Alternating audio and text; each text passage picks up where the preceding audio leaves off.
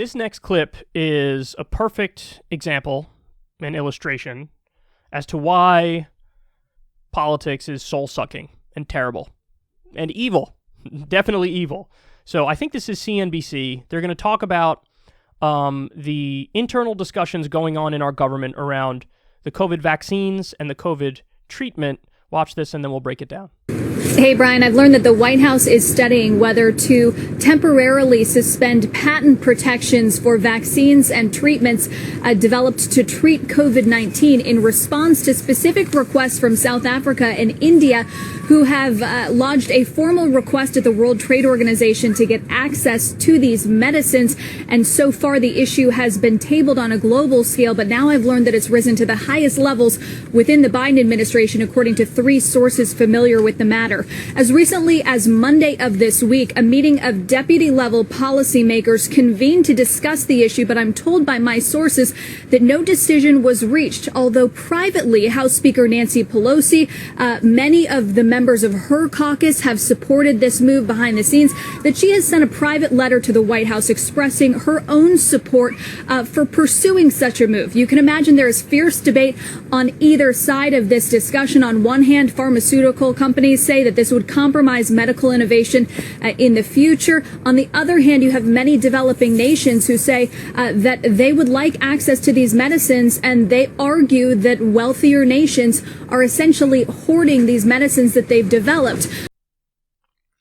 So I need you to understand the debate that we're having here.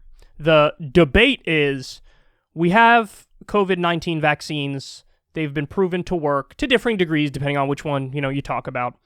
And should we allow developing countries to use our formulas to create that vaccine? That's the debate we're having.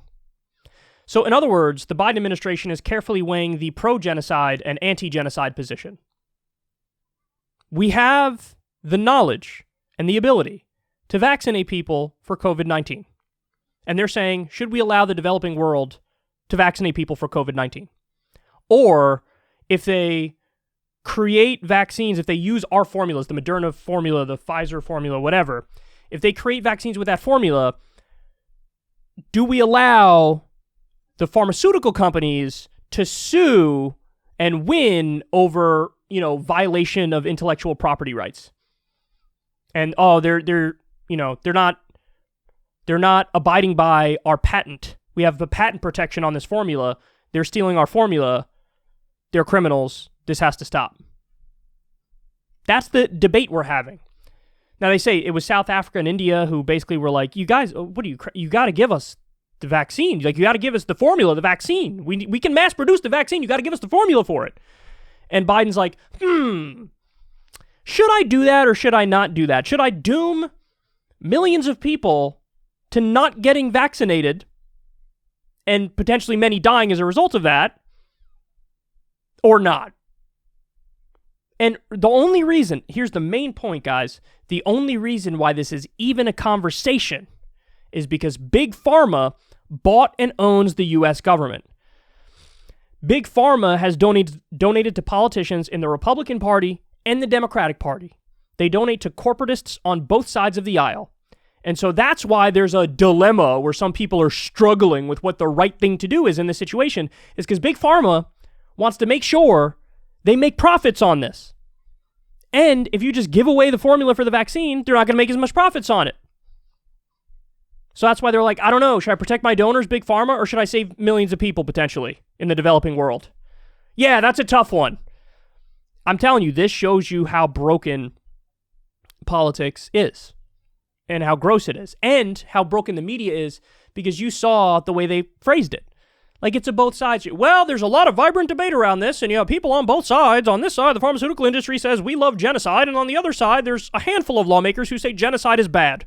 Back to you, Chet. This is insane. This reminds me of when Jonas Salk created the polio vaccine, and then he was asked basically why he didn't patent it, and he's like, would you patent the sun? You can't patent the sun. I created a cure for a terrible disease that's ripping through the population. What am I going to do? Keep it to myself? Price gouge people? Doom people to die from this disease? and suffer with this disease? What are you, insane? I said it once. I'll say it again. I'll keep saying it. I'm going to keep saying it. Nationalize Big Pharma. One of my most radical, quote-unquote, positions, I don't think it's radical. I actually think it's super reasonable. I think you should nationalize everything involving healthcare. You should nationalize healthcare, health insurance, and Big Pharma. Nationalize all of them. Because I'm sorry, to me, I've seen the evidence. The proof is there. The data's there.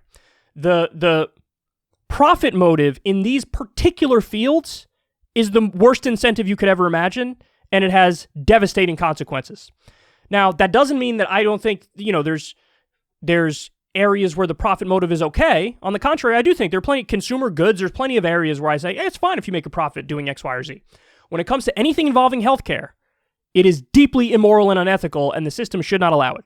It should be reformed. These systems should be nationalized.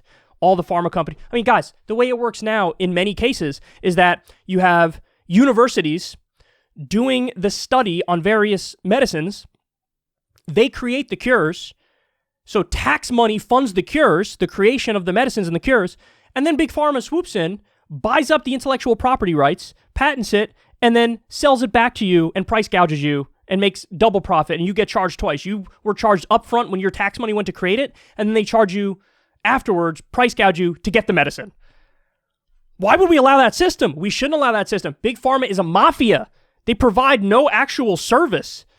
And they lie and act like, well, we do the research. You don't do dick. They don't do the research and development. They certainly are not necessary in research and development. You could have all the research and development funded by tax dollars, and you could have it all done at universities by the top scientists. You don't need Pfizer or Merck or some, whatever, GlaxoSmithKline or AstraZeneca. You don't need them to do any research or development.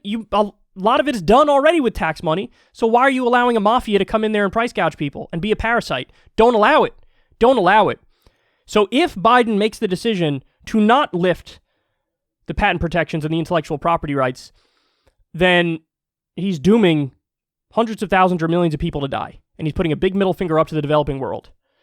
And by the way, this is so dumb. Geopolitically, too, because China's saying, we'll give everybody our vaccine.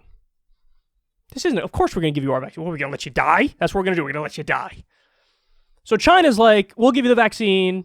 We'll be proactive on that front. And the U.S. is like, not only are we not going to give you the vaccine, we're not sure if we're even going to allow you to use our formulas. Maybe if you use our formulas, Big Pharma will sue you. Grotesque, man. What a broken system. What a broken system. Nationalize all of it. Nationalize the pharma industry and immediately allow these companies to create the vaccine with the formulas. Get rid of the patent protection, get rid of the intellectual property rights. This is a pandemic. And by the way, again, it should be everything involving health. Any medicine that you're like withholding from somebody for money, it's like, okay, well, thank you for being the epitome of evil and wrong. So there you have it. It's crazy that this is even a debate.